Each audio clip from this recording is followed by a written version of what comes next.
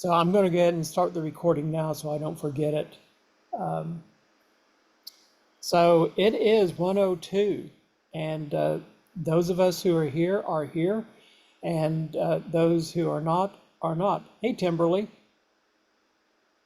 how are you doing? I'm well. How you doing, Randall? Good, good to see you. Thanks for coming in. Yeah, thanks for So, this. so sure thing. So can everyone see the full slide here,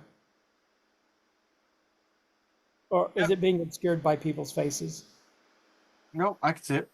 Okay. Yes, I can. See the full slide. Okay, great, great. Well, let's go ahead and get started because I am under a timer gun here. So we will go ahead and do that. I'm lying a little bit because I said I was going to do my timer on my phone, but trust me, I'm a professional. Uh, how many times have you heard that? Okay, so I'm going to make good use of your time today. We're going to talk about a topic that could actually take quite a while to cover, but my plan is to spend about 15 minutes talking about it here. And then for those of you who are interested in more information, you have questions about what I've just said or anything, we can talk about those there. And it kind of helps me not to get quite so distracted when questions do arise. It's real easy to get off track sometimes. Now, if you really have a burning question and you're not going to be here in the last 15 minutes, yeah, go ahead and interrupt me and ask it. It's okay. We'll get past it. I do want to mention that this webinar is sponsored by Marajo Technology. I am the Senior QA Engagement Director for Marajo, so there's kind of a built-in synergy there. And also, this session is being recorded. I'm going to send the link out to everyone who registered. Plus, it's going to be the very first offering, I believe, on our new YouTube channel at Marajo. So, quick agenda here. We're going to talk about what it means to take a testing journey, and I'm going to show you a couple of sample roadmaps. We're going to talk about the strategic versus the tactical view of things, which is very important to understand, as is the iron triangle.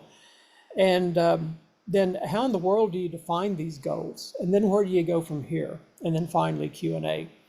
I think maybe one of the most popular quotes of all time is from Lewis Carroll in Alice in Wonderland. If you don't know where you're going, any road will get you there. And I don't know about you folks, but I have experienced that myself, kind of this idea of wandering in the wilderness, as I mentioned in the invitation, that a lot of us kind of find ourselves wandering when we're trying to embark on some kind of improvement effort. And I'm calling this a test transformation. You might want to see it more like test improvement or process improvement, however you want to see it. But any of you who know me know that I'm kind of like built on analogies. Okay, I have like an analogy for everything, I believe. In fact, I have multiple analogies for everything, it seems. But one of the ones I always fall back to is driving a car. And if we're going to be taking a trip, we need to know, first of all, where we're at. Okay, now in testing, that could be your situation, your context, your applications, what's your maturity level in testing? Do you have the capabilities to take the journey, basically? And then you have to decide where you want to go. And this is one of the hardest parts, actually. If I was going to plan a trip from Oklahoma City, where I live, to LA, let's say, we have a highway about 3 miles from where I live. All I have to do is get on that highway and drive straight west for about a day and a half constantly, and I guess I could reach LA. But let's say that I wanted to also go to some other places along the way, like I wanted to see the Grand Canyon. Well, I-40 might not be the best way to do that. Actually, I'm not sure. I've never driven there, never driven through the Grand Canyon. But anyway, then there's the big question of how we're going to make the trip. Is it going to be in our car? We're going to have a truck, a big truck, a little truck, an airplane, a bicycle, an Uber, wherever it is we want to go. What's our vehicle going to be? And then, when you take a trip, there's various ways you can take the trip. You can take the fastest way. You can take the more scenic route, maybe the 2-lane highway that's really kind of a cool drive as opposed to the 4-way or the 4-lane highway. I get reminded of this all the time because something else notable I live close to is Route 66. And for those of us in the USA, in fact, it's internationally known. In Rome, I saw a Route 66 cafe, by the way. Anyway, there are people who drive that old Route 66, which runs right beside I-40, because they want to drive the same road that was driven like 70, 80 years ago. And then do we want to make any secondary stops along the way, like a special thing we want to see or a special store we need to go to or something? And then before we can do anything else, before we ever embark on the trip, we need to know how our car is running. How's the engine running? Does it need any maintenance, any oil, any water, anything, or antifreeze? And to me, our testing process is the engine, okay? It's really what gets everything else going. And sadly, in a lot of companies, the testing process is broken. In some places it runs pretty well, but in other places it's like an 8-cylinder running on 4 cylinders. And then when you want to start and arrive, and how many of you have been on projects where the big question is, are we there yet? Are we there yet? Just like kids in the backseat of the car. Some of you can relate to that. Who's going to be the driver? You know, if you're on this long trip, like I just mentioned, from Oklahoma City to LA, you want to have at least another driver with you to take over when you get tired. But who will drive? What kind of skills do they have? You can see that analogy with testing. And then how much is this trip going to cost? And it's really good to know things like that so you don't get halfway in the trip and then run out of money. And then you can't finish the trip and you have to wait till next year's budget comes along to do that. So hopefully the analogy there relates and sticks here, but a few guiding principles I like to fall back on this is that the map is not the road, okay? As you're seeing in the picture here, things happen, okay? Sometimes the road gets closed, it gets obscured, the maps can be wrong, they can be outdated. You know, and for those of you who are of a certain age, you will remember when the map was the big book, right? And it got published like once a year. Great risk of that map being wrong. I've even found the Apple Maps and Google Maps to be wrong, to be outdated and not pick up on a new road or new exit or something. But ultimately, you want to follow the road and let your map be your guide. Keep your eyes on the road, you know, is the big thing here. And you, as the driver, are in control. At least, hopefully, you are. And the else really need to be here, but it's very important. The dashboard, but it doesn't drive the car. But you better pay attention to it because it's going to tell you when you're running all sources and how fast you're going. That friendly law enforcement officer on the side of the road is over. Now, a quick word about two views that we really need to keep on here. One is the big picture, the strategic view. You might want to have a big goal, like to increase your test coverage and reduce test time by the end of the year. Okay, why do we want to do that? So it's the what and the why. Well, so that we can release faster maybe, or we can get better coverage, find more defects.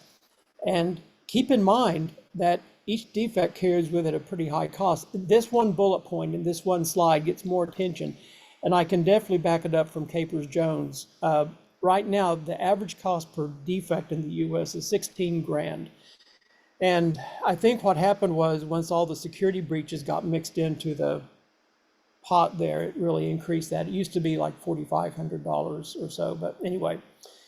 Then we have the tactical view. This is how we're going to do the strategic.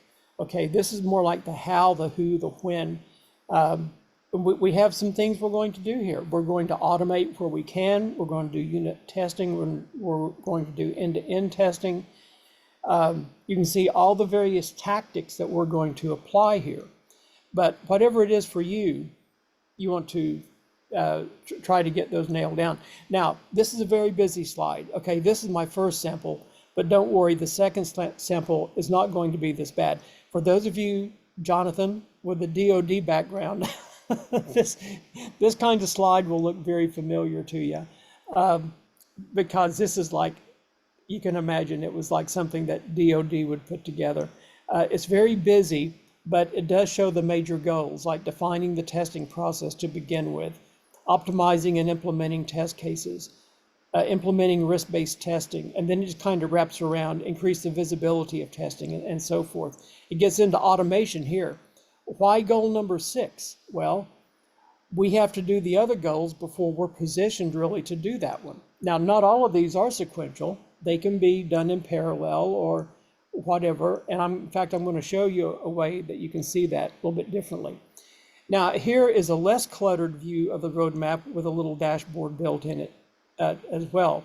The percentage completes over here. And if I go back to this one, you'll see we have the dashboard idea here. And one thing that's really important to understand is when we say something's complete, we don't mean that we're going to put a bow on it and say, this is done for all time, okay? Because what you're going to see is that these can always be revisited and refined. Like in automation, you're never really finished with automation.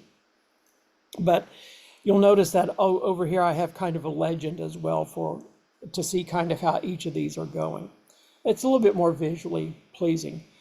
But the iron triangle that I was referring to, and these are the things you need to keep in mind as you're putting this roadmap together, because these are like the wheels of your car, except there's not 4 of them. We only have 3, so it's like a tricycle.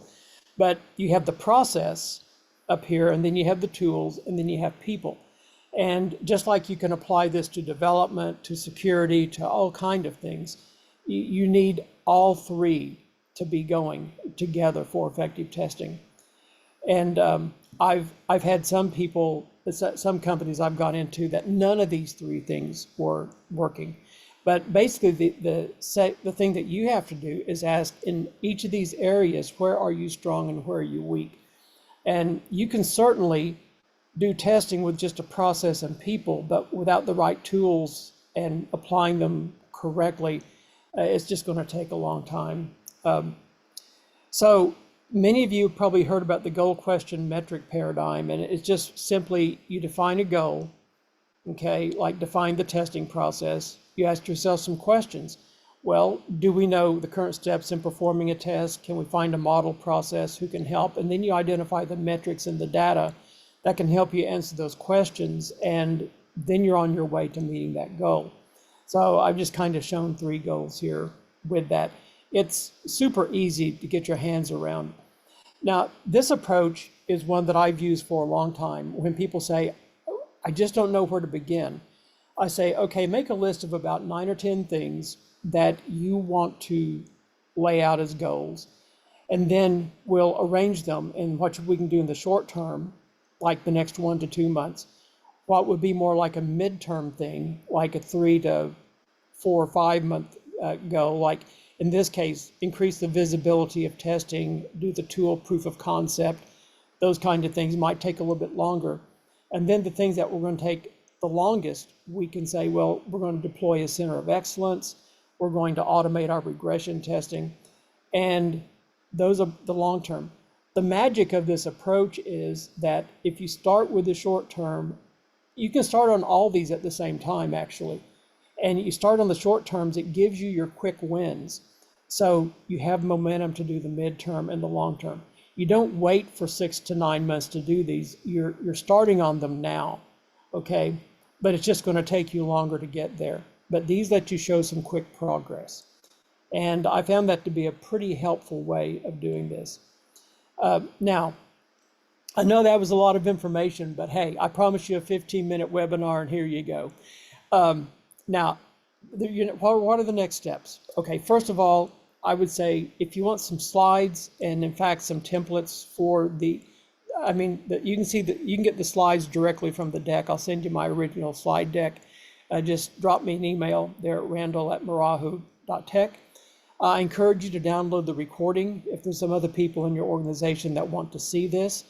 they might find some value in it as well. And be sure and contact me if you have any questions. I'm not going to try to sell you anything. I'm just going to answer your questions and hopefully be a resource for you.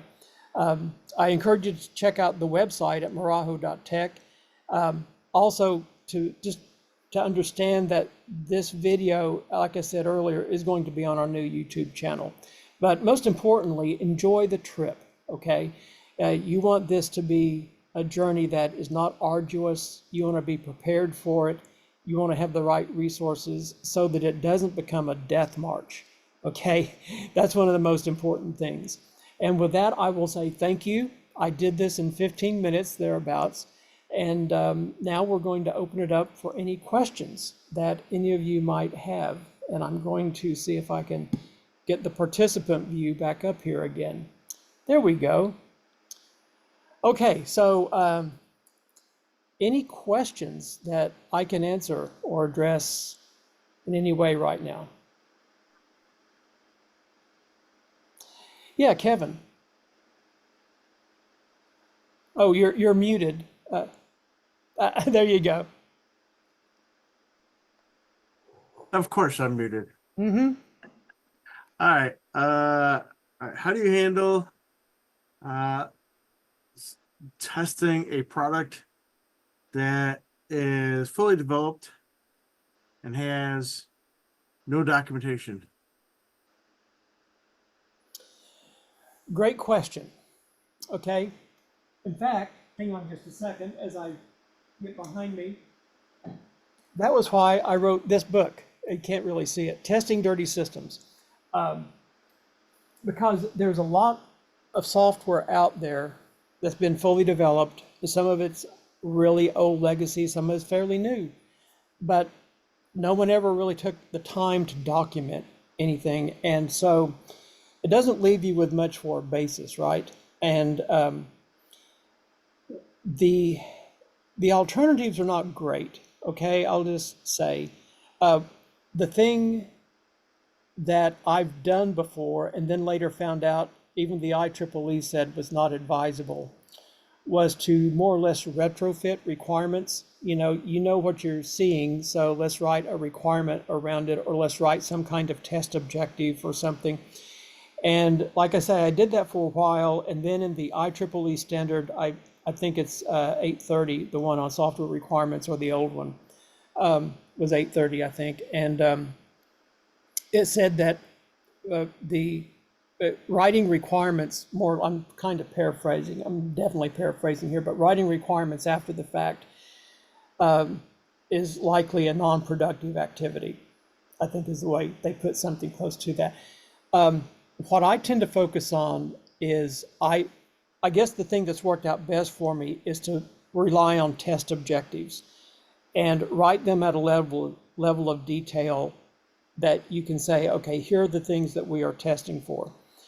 Other than that, it's an exercise in trying to document things the best you can, the best that you can understand. And I know it's frustrating to do that because you're always going to find places where the BA or the product owner or whoever is going to say, well, no, it doesn't quite work like that. But it's kind of a discovery effort, really, when you get down to it. And that was one of the analogies too we had in the Testing Dirty Systems book, was like you're an archaeologist, you're going through the rubble, so to speak, and you're pulling back layers. And the more you pull back, the more you see, and the scarier it gets. And so that's another kind of tactic you might take there, is to build a knowledge base and just say, here's what we've learned this week about the application or something like that. I know I'm not giving you very good answers, Kevin, but it just feels backward because you're going backwards, right? You're documenting something, but we all have an aversion to documentation. So I get how it happens. Oh, okay. Well, I don't know if that, so. yeah, I don't know if that was helpful or not, but it is kind of the best I have. And I don't know if anyone else has any thoughts for you on that. Jonathan, do you have an idea? I agree with you about the not going back to just doing reverse engineering the requirements as a first step. I think the approach you used would tell you whether you're close to having a working set of software or not early on, and that's one of the things you need to know, because if it's a mess, your mitigation steps in testing would be different than if you were close to working. Like, Mm-hmm. you know, Well, one of your scenarios is, can you run time cards on it? Can you run an expense report on it? But if you wanted to see, well, does plus always work? Does minus always work in an equation? Then you wouldn't learn very much after the first 30 days. no. And those So, things would be pretty self-evident, wouldn't they? well, yeah, some of the things are obvious. You mentioned using requirements, but I didn't see that in your slides. I thought that the intersection of requirements management with test development would be an interesting refinement, if you will, to your Yeah. steps you showed, because some of my customers right now are trying to have a big requirements traceability matrix, and they attach tests and test results to individual requirements, whereas they might want to do it function by function rather than requirement by requirement. Yeah, that's a good point, Jonathan. I think that's something to explore in a future webinar. I'm going to try to do like one of these a month, at least. And requirements is a really interesting topic, because guys like you and me, we've been around the block for a lot of these years on this earth, and we see that we always wind up coming back to requirements. Okay, and a lot of the SDLCs that come along, they try to minimize requirements, but at the end of the day, we know we need them, and so we keep revisiting. It's kind of like the person in your family that you don't want to hang around with, and they keep showing up at the family reunions. They and requirements are a challenge for a lot of people, because the funny thing is you have to know what you want to write a requirement, and that's something that a lot of people don't know sometimes. Yeah, I'm sorry. Sorry, it's Tom Kluche here. Can you hear me okay? Yeah, Tom, how are you? Yeah, good. I've been thinking about that exact topic, even including the legacy view as well, or the, say, undocumented code. Mhm. So around the requirements, though, specifically, I was just thinking about how I've always thought testing requirements is a key part of the process, right? Mhm. But it's not as simple as that. If I just talk to even the person who developed the requirements, whether it's product or, maybe even sales, um, I might not actually be able to have a good set of criteria to test the requirements. And what I've found is an involvement from the software quality organization or the QA organization with support. Because typically, even if you're making a pretty new product or feature, they've already had, a lot of the feedback. Well, I really wish from the customer, so customer-driven requirements, and you assume product's done it right. If you do that, that might be a mistake. So now you get the feedback, and now you have some of the ammunition, or you've actually been hands-on testing it. You already have some of that to say, well, these requirements, are right on, or they're not quite right, or you can actually start testing the requirements. And I think that really applies to a legacy product, because that support Yes. organization should know exactly where it's failing and where you should focus your testing. Yeah, that's a really good tip there, Tom. And it kind of jogged my memory on something too. Another technique. I didn't get this from this book, but the book fits in really well. It's called scenario-based development, and I forget who the authors were, but it was by Microsoft Press of all people, and but it calls me back to, whenever I'm presented with having to test something especially a large and somewhat complex system very quickly. Get it designed. I use a scenario-based approach where I break the functions into like building blocks. Okay, like add a customer, change a customer, delete a customer, and you can string those together in various scenarios. I'm oversimplifying it. So there could be like dozens of these things that you're doing, but you can simplify them, and within each of them, there's usually decisions that have to be made. So you can like have like maybe 4 or 5 ways to go through each function. And then, but when you combine them together, you get this effect where you really get to understand what's going on in the process of using this.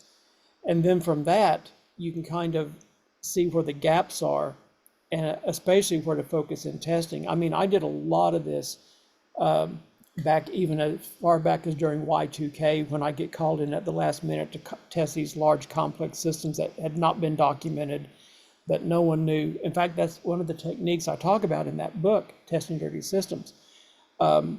And we use a banking example in there. I don't know if that's where you guys are living or not, but anyway. Okay, good point there, Tom. Anyone else?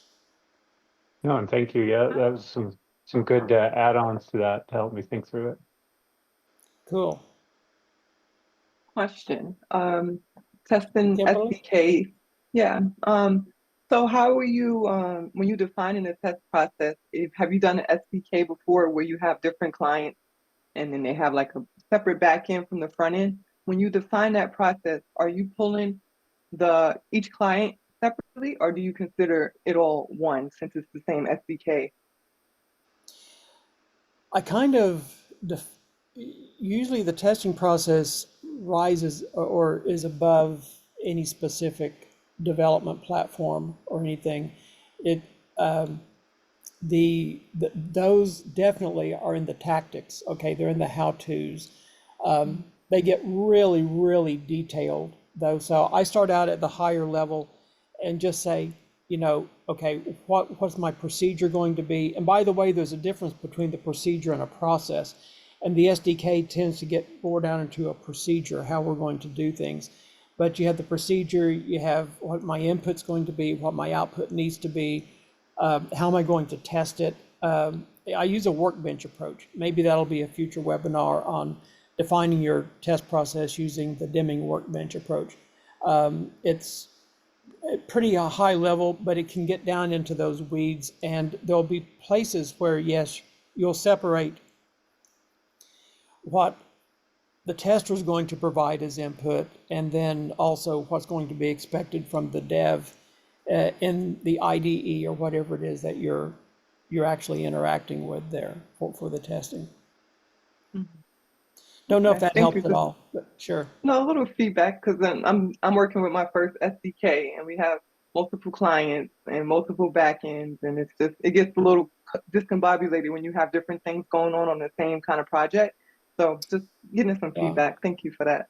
Sure. You just keep it as simple as you can, because complexity is probably one of the leading causes of software failure. You can pin it on several things, but to me, complexity rises to the top of those things.